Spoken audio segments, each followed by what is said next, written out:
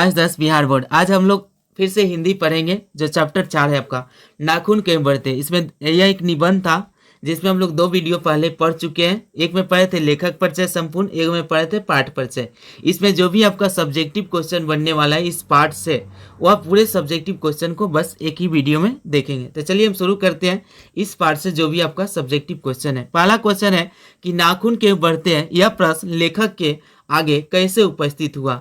तो आप लोग को यह बात पता है और स्क्रीन पर भी आप लोग देखे होंगे कि एक छोटी सी पुत्री है और लेखक जो हजारी प्रसाद द्विवेदी है वो अपने पिता से पूछती है कि पापा जी नाखून क्यों बढ़ते हैं। तो यह प्रश्न बोला कि नाखून क्यों बढ़ते हैं, यह प्रश्न लेखक के आगे कैसे उपस्थित हुआ। तो आंसर क्या होंगे कि नाखून क्यों बढ़ते हैं, यह प्रश्न लेखक के आगे तब उपस्थित हुआ जब लेखक की पुत्री ने पूछा कि पिताजी नाखून क्यों बढ़ते हैं। यह आंसर हो गया। अगला क्वेश्चन 2 नंबर देखते हैं।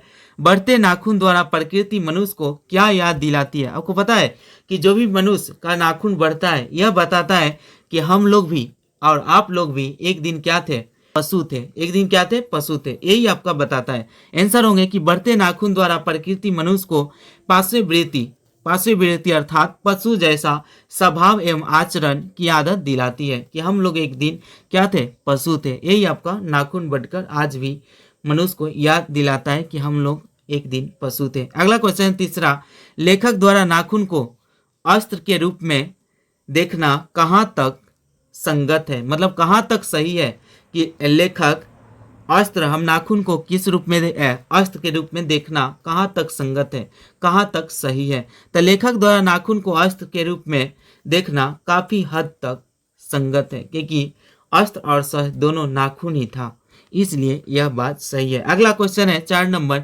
मनुष्य बार बार नाखून को क्यों काटता है। उत्तर होंगे कि मनुष्य बार बार नाखून को इसलिए काटता है क्योंकि वह अपने पार्श्ववृत्ति अर्थात पशु जैसा स्वभाव एवं आचरण को भुला देना चाहता है। यानी मनुष्य बताता है कि अब हम पशु नहीं रहे, अब हम मनुष्य हो गए हैं, इसलिए मनुष्य बार बार नाखून को काटता है। तो जो भी आपका यह पार्ट से महत्वपूर्ण क्वेश्चन थे, आपको पता है कि हम वही बताते हैं जो एग्जाम में आता है। इससे बस इस चैप्टर से बस आपको सब्जेक्टिव क्वेश्चन 4 ही हैं। इससे बाहर आपको एक भी क्वेश्चन इस चैप्टर से नहीं बनेंगे, यह मेरा वादा है।